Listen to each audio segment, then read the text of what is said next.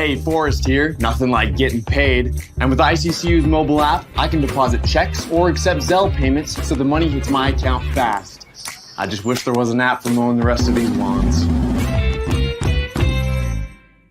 Right now, Lithia Ford of Boise is buying used vehicles. How much you want for the SUV? I don't know. Well, Lithia Ford will give you more than that. How much more? More than you think. I'm not thinking anything. I'm thinking you might get even more than that. See how much more you can get at Lithia Ford of Boise. When it comes to concrete, we've got you covered. Rowpaint.com offers custom concrete coating services for your garage, business, warehouse, and more. And we do it in one day. We are your complete concrete coatings solution.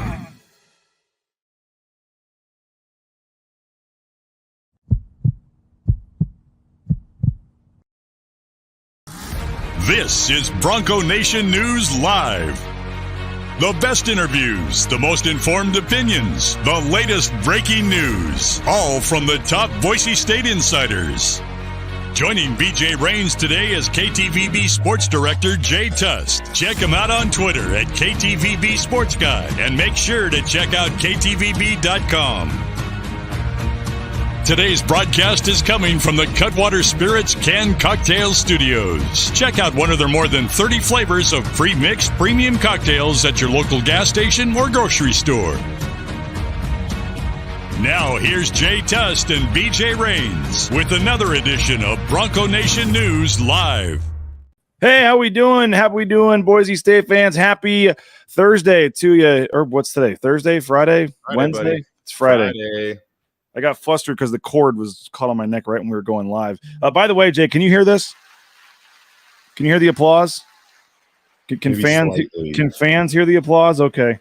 Our new little podcast thing right there, if you press the C over there on the red C over on the left, there's like little hotkeys we can do. And I just found one while we were warming up that looks like it's like applause from the crowd. So maybe, yeah. We'll see if anyone listening, can you hear the crowd? Can you hear the cheering applause for us? Let us know, because then I'll know if this is working or not. But yeah, we got some new. You just never heard anybody applaud for him, everybody. No, so, I haven't. I really wanted to get a button to do it. The canned, 5-second on loop crowd applause. Yes, I do. But everybody's fired up for today. Happy Friday. We got Kurt Blake saying good morning. By the way, Dayton Robinson is paid and entered in the afternoon session of the BNN golf tournament on June 2nd. So we're going to get a rare Boise appearance from Dayton Robinson.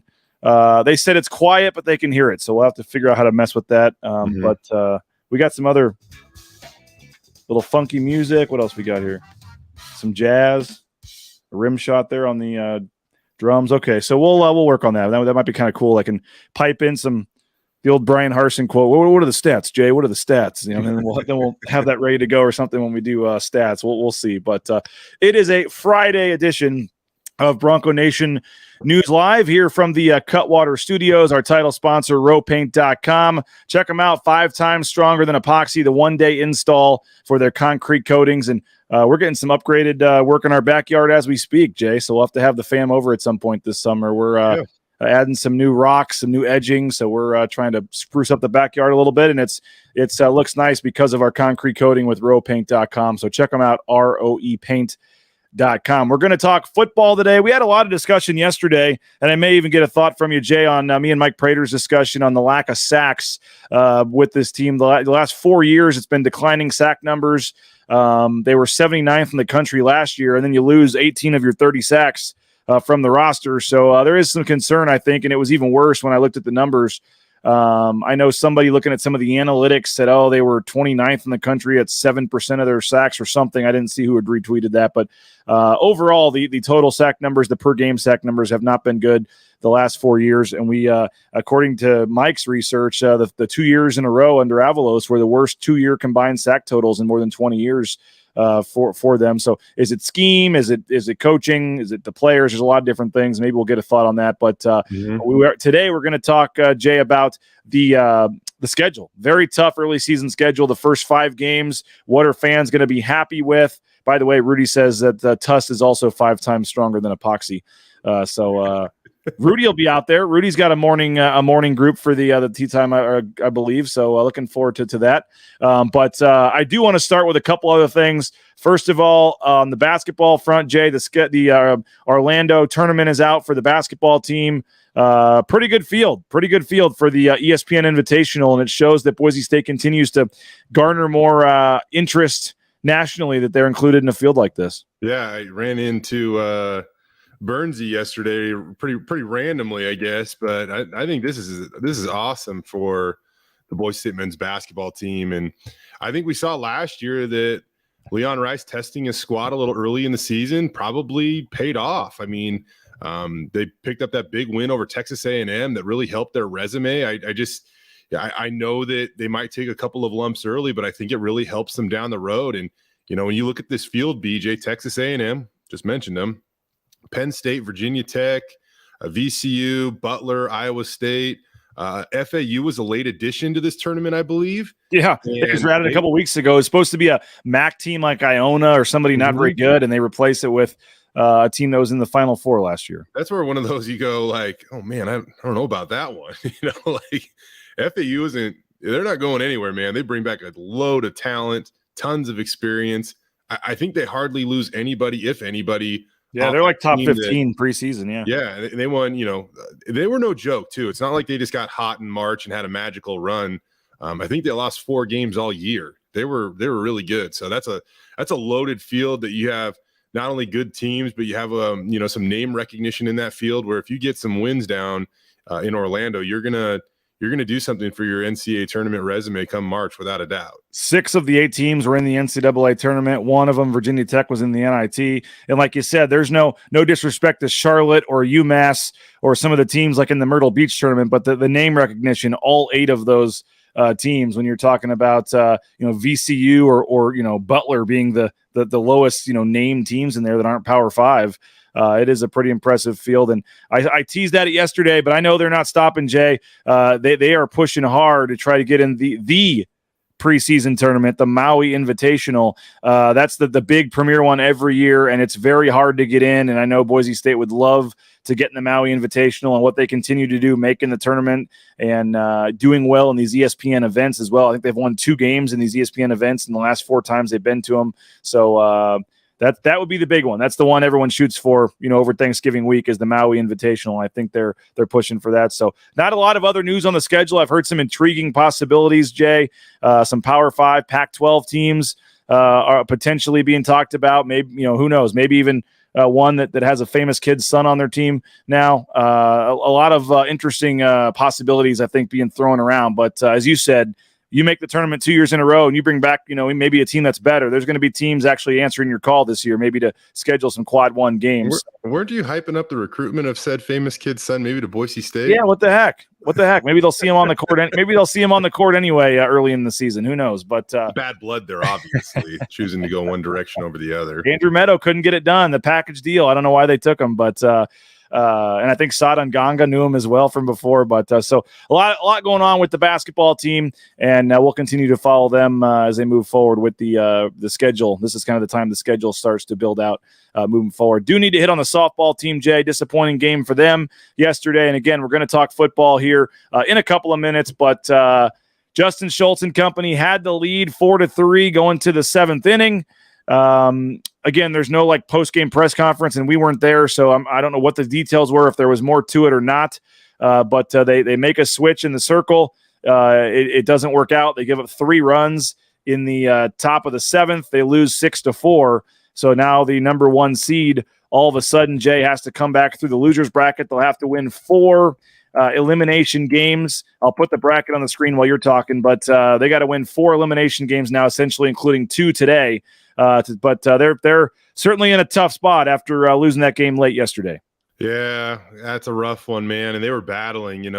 They fell behind 1-0 early. They tied it up at 1 in the 3rd on an Elia Flores sacrifice fly in the 4th inning. Excuse me. Her younger sister, Alicia Flores, hit the solo shot to center field to put Boise State up in front for the first time in the game. San Jose State immediately answers with 2 runs to retake the lead. Boise State gets a sac fly to tie it again at 3. And then Boise State actually goes ahead in the 6th inning when It was Kelsey Hall, right? Yeah.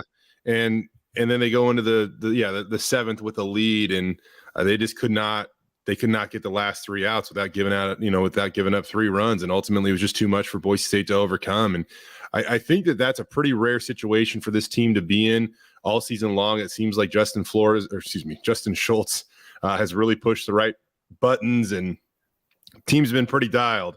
Yeah. I'll say this, man. Really important game yesterday. Maybe this will be something to joke about, a month from now or whatever with Justin. But I saw I think several might be fair. I saw 4 or 5 at least people kind of questioning on social media his pitching decision. That's actually a good thing. The fact that Justin Schultz has now a decent amount of people on social media that were A, watching the game, and then B, questioning / criticizing the coach for a pitching decision. When has that ever happened about Boise State softball before? But there was people, I think it was 1 out, nobody on, a girl that had already struck out twice against Taylor Caudle coming up.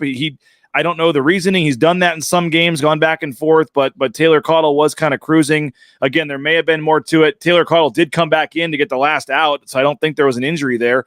But there's people questioning that move in the circle, and again, I'm sure he had a reason for it. It didn't work out, but the fact that people are paying attention to that, I think in itself shows where they're at. And as I mentioned at the bracket on the screen here, Jay, they're going to have to win 2 games tonight. Yeah. I think that that's a tough call, man. I mean, because you and I both know we watch a ton of baseball, right? And every time, you go through the order, whether it be baseball or softball for that matter, every time you go through the order, the opponents usually creep up in terms of their batting average. If you're hitting 200 the first time you face a pitcher, it probably jumps to 275 the second time, and then usually that third and fourth time through that you get another look at the arm. Yeah, it jumps even more, right? And so I don't know. It's hard to be too critical. Maybe that's what was going through Schultz's head. Maybe it's something completely different. Lindsay Walljasper's also really been spinning it lately. I mean, she's just fresh off winning pitcher of the week in the Mountain West once again, where she pitched upwards of 9 innings without giving up a run. I mean, she's really dialed. And I think that, you look at the situation, thought that a new live arm, new look could come in and get those last couple of outs. And unfortunately, just didn't work out this time for Boise State. And as you mentioned, now they have to go through the losers bracket. They got to win a game at, I think tonight's game is at 4 First game is at 4 o'clock Mountain Time. 4 o'clock Mountain Time. Through the bracket. And then they got to spin around and play again at 7 o'clock tonight. And that, I mean, they almost got, and I don't know if you saw the Nevada-San Diego State game, though, but Nevada almost beat San Diego State. They had the bases loaded in the 7th inning. That would have been a disaster if they would have all of a sudden had to play San Diego State in the losers game, but maybe they would have only had to beat them once then, so maybe that wouldn't have been the worst thing in the world. So we'll be tracking that. They play again today, 4 o'clock, and then again at 7, Jay, so hopefully the softball team again, they'd have to win 4. They have to get 2. I think it was Jordan Morales that asked yesterday, what's the if necessary thing we need in the championship? Well, essentially, it's a double elimination tournament. So once you get to the championship, you have to beat the team twice if you're coming out of the losers bracket. So all San Diego State would have to do is, or whoever gets to the championship, win once.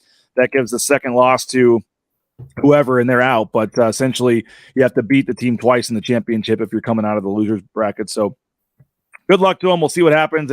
That'll be tonight, and then tomorrow, potentially a couple of games to decide what happens there. Let's talk some football. Early season schedule. Get your predictions in. First 5 games of the season. What would you be okay with? What do you expect for Boise State's record the first 5 games? Hey, we are broadcasting from the Cutwater Spirits Studios here in Meridian, Idaho. Stein Distributing. We appreciate their support. They'll be out at the golf tournament here in a couple of weeks.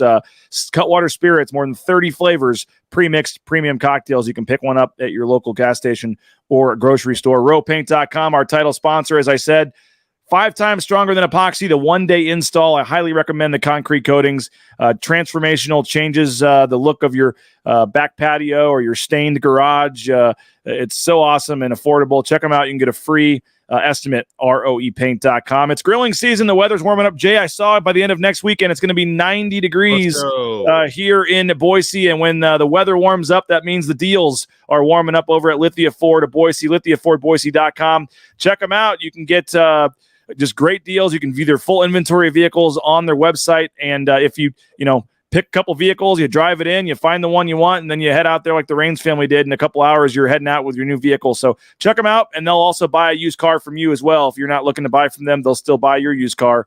LithiaFordBoise.com, Idaho Central Credit Union, ICCU.com. The best in mobile e-branch online banking. Do what more than 550,000 Idahoans have done. Make the switch to Idaho Central Credit Union. And again, May 23rd, which is a Tuesday, so I think Jay Tust will technically be on the show that day. May 23rd is the day we're making a big announcement with ICCU and Bronco Nation News about a cool thing moving forward that I think Jay knows about, but we'll announce that officially on May 23rd with ICCU. And if you're looking for a job, how about Transportation Compliance Service? They can help you out, get you into the trucking industry, whether it's the big rig on your screen, the little Amazon truck in your neighborhood, any kind of delivery truck, the DOT permit, the overweight permits. A lot of folks that try to do this themselves, Jay, end up going out of business. So let the professionals get all the paperwork done for you and get you out there towing that first load in no time. Looking for a new job, fresh start? Get out on the open road with Transportation Compliance Service at transcomservice.com. All right, Jay, we're going to talk schedule, but do you have a quick thought on the sacks? I know you're a numbers guy. Again, 4 years in a row, the sack numbers per game have declined. Any thought on the sacks? Are you taking that glass half full, or is there a fair reason, like Mike Prater and I said yesterday, to be a little concerned about the sack production going into 2023? I think it's absolutely fair to be concerned about the sack production going into 2023. I mean, in the past, they've had guys that they walk out on the field and you can tell they're going to make a difference, right? Whether it be Curtis Weaver, you want to go even further back, Tank Lawrence. I mean, usually that stud position when Boise State has an elite defense, has an elite player there, they can generate pressure without you really having to try to generate pressure for them. I mean, heck, in many cases, Curtis Weaver's getting double teamed all game, and maybe it allowed guys like Chase Hatada to have a bigger season and things like that. And then if you only if you only try to block him with one person, Curtis gets home like every time. Yeah. And so how can they find another guy like that? And is he on the roster? Maybe. He might be. But we haven't seen that pop from that position that we've seen when Boise State has had some elite guys, not only at that spot, but really as a defense overall. And again, it's just a luxury to have, BJ, because then all of a sudden you don't have to worry about trying to dial it up. You don't have to try to get fancy or cute. You just get after them. And it might be more on, Spencer Danielson, in all honesty, to figure out a way to generate, pressure through exotic packages or whatever it might be. So hopefully they can find that. I know they got some young guys coming up. They hit the transfer portal hard.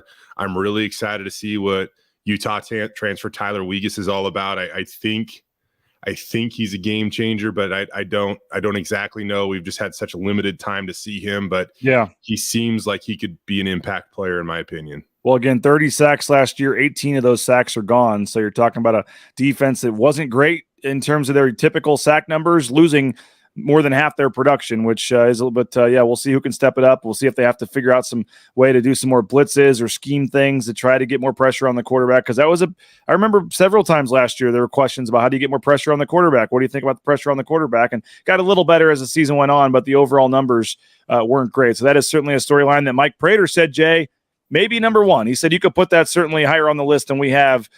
He said that's one of the biggest storylines he has in the offseason. How do they get more pressure on the quarterback? How do they get more sacks from the defense? So that certainly is a big storyline that we'll be talking about moving forward. But the schedule, Jay, I think this is an interesting one. Brutal early season schedule. And, this is you go to Washington this year, Jay. This game was added in just a couple of years ago by Jeremiah Dickey. You remember the fact that they canceled the Michigan State game. Michigan State was supposed to come to Boise, and they, canceled that game. And as part of canceling that game, they added a road trip to Washington. So you had to move the schedule around. You get North Dakota, obviously, in week 3, which is a winnable game at home. But all of a sudden, you're opening the season at Washington. You've got UCF coming to town wearing their Big 12 patch. And then, I mentioned the breather in week 3 against North Dakota, but then you have back-to-back road games, including a Friday night game at San Diego State in their new stadium and, for the conference opener.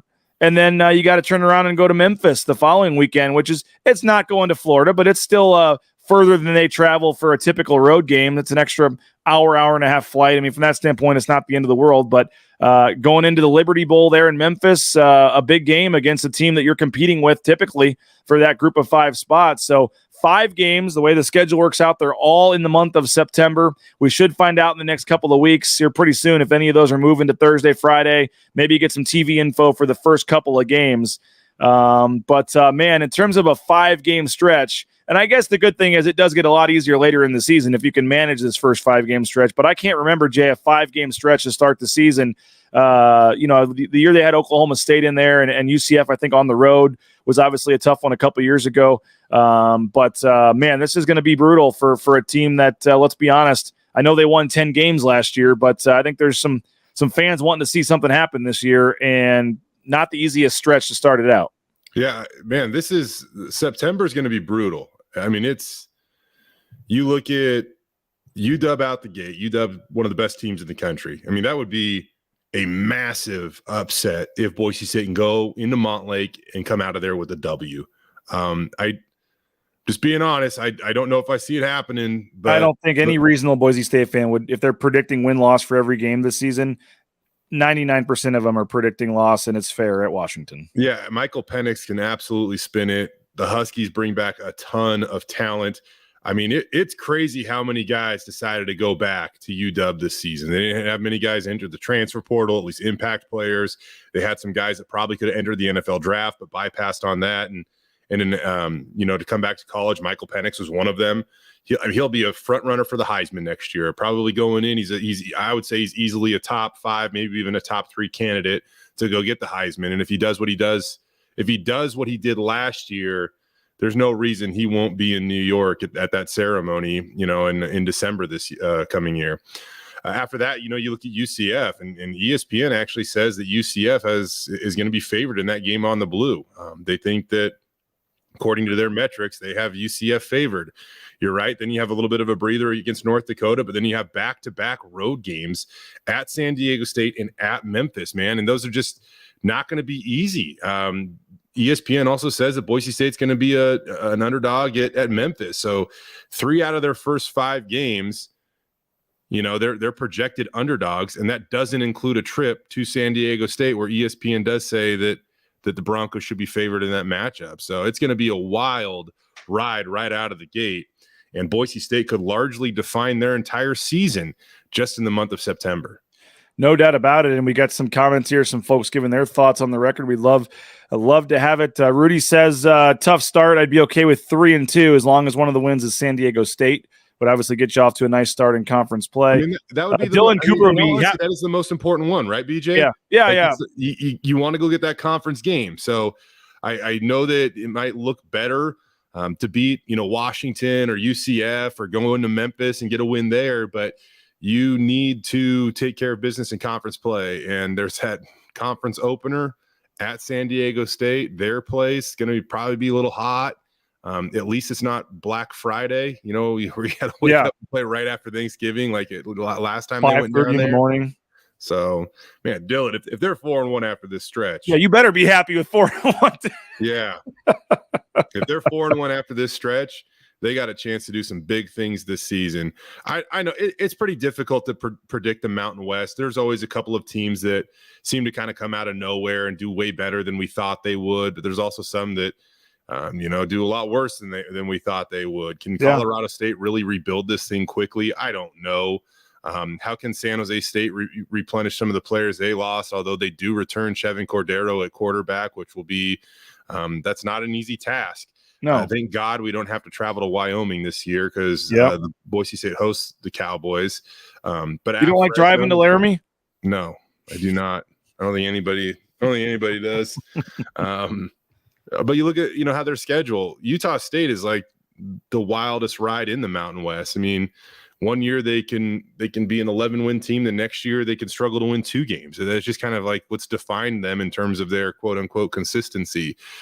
So at Fresno, right? Are they at Fresno this year? Yeah, that's going to be obviously a big game. They owe them a little bit, losing in the championship game to them twice in the last couple of years. I feel like they kind of owe them a little bit, and you do get Air Force at least at home to wrap up the regular season as well. But I mean, Johnny said it after the spring game, Jay, but like, it's not inconceivable that they could be 1-4, dude. Like 1-4 is not off the table. I mean, you'd like to think they get one of, as Dayton says, one of Memphis, San Diego State. Like, and then maybe the swing game is UCF. If you find a way at home to beat UCF somehow, but like you got to get one of Memphis and San Diego State. But is it inconceivable they would lose both those games? Like, no. Like, I mean, they legit could be they could be 1-4, Jay.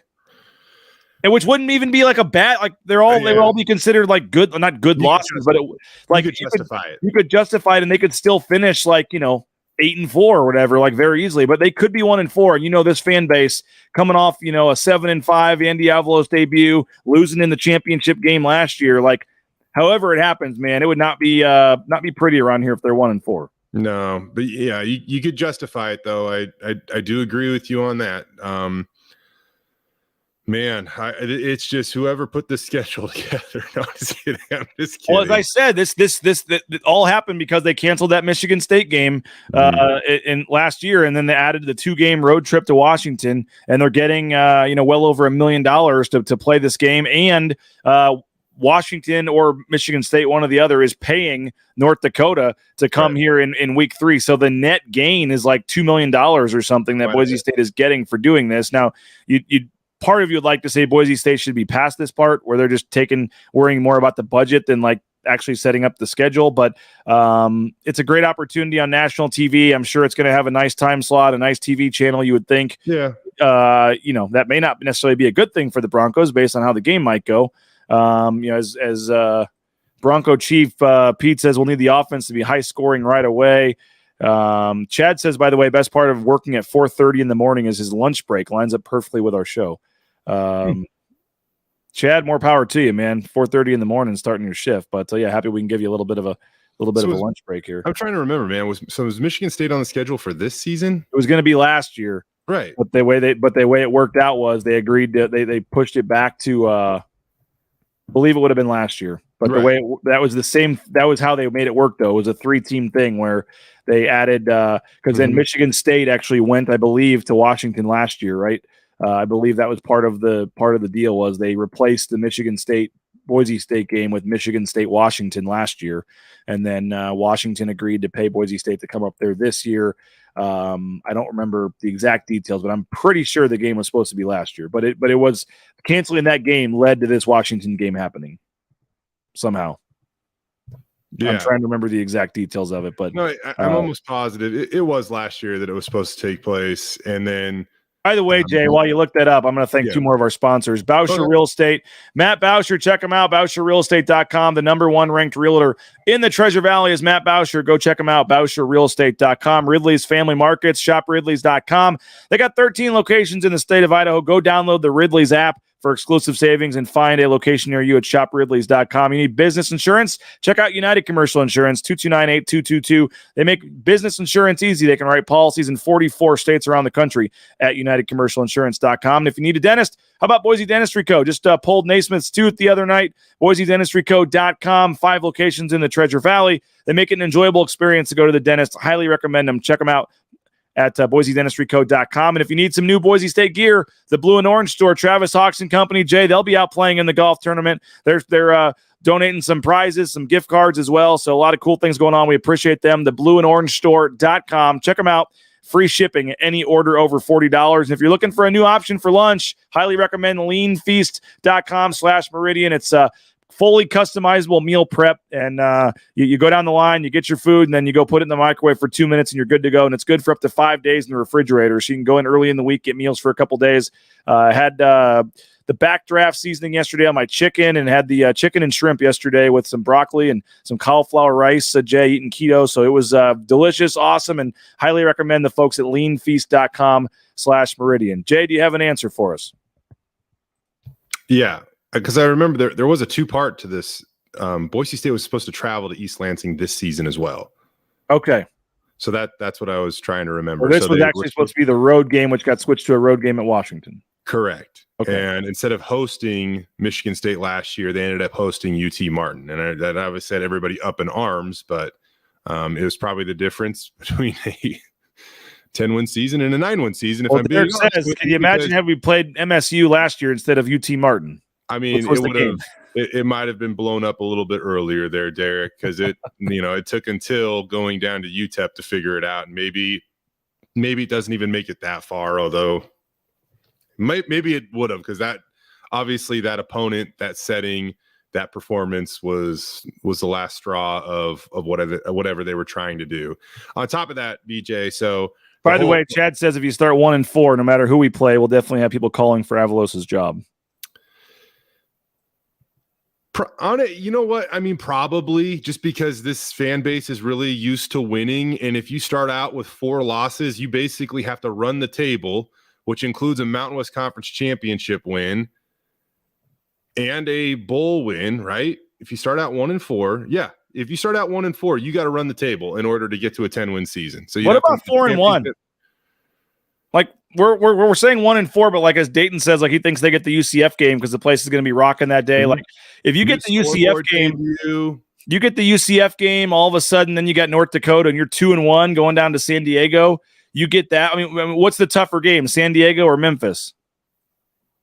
Memphis. Okay. I think it's just more foreign, So if you can get the San Diego State game and get to 3-1, you're almost playing with house money going to Memphis. If you can find it, you got your conference win already against San Diego State, and then you got a chance to go to 4-1.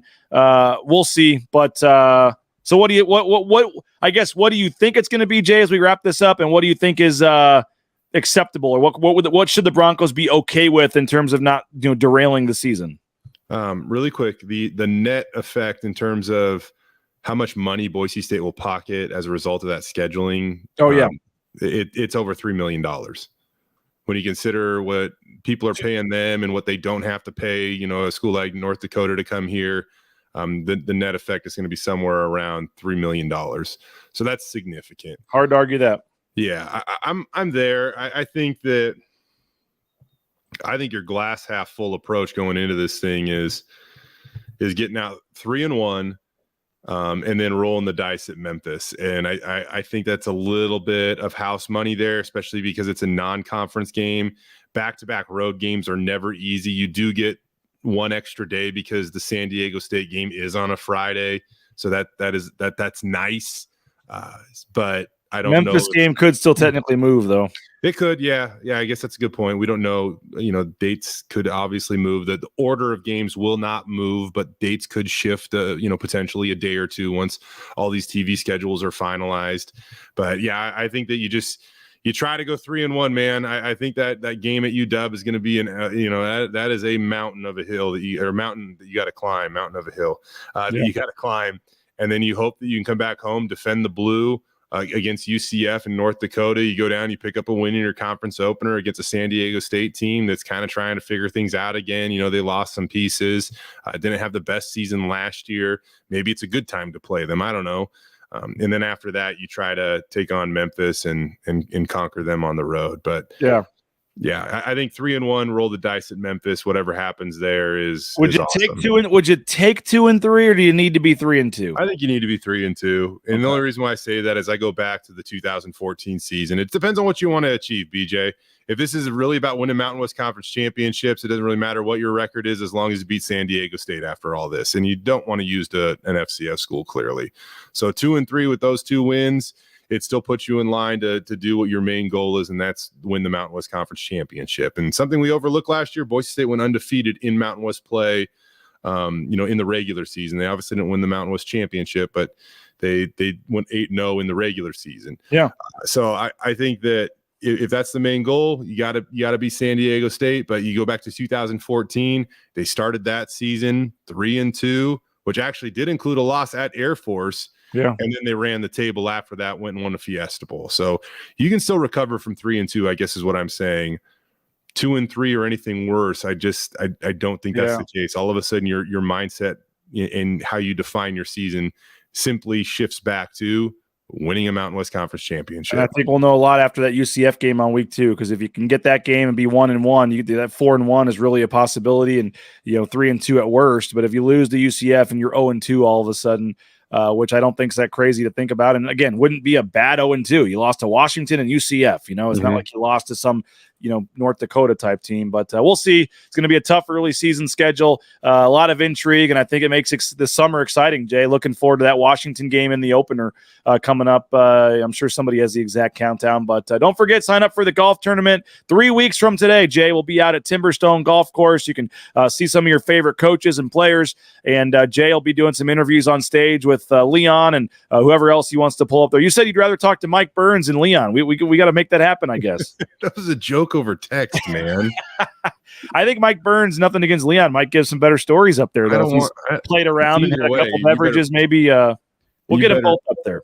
You better pencil in some time if those guys are talking. That's all I got to say. Good point. But looking forward to it. Going to be a lot of fun. Again, June 2nd, Timberstone Golf Course, 3 weeks from today. And I did announce yesterday, Jay, we have some afternoon spots available. The next 5 foursomes that sign up for the afternoon are guaranteed to have a football player join them in their group. How about that? So we'll give you a football player. You can get to know them, play with them for the round, have some fun. If you're one of the next 5. I'm not, we're already good. We're great. We're making money, but I want to sell out, man. I want to pack. We want to get as much money for charity as we can.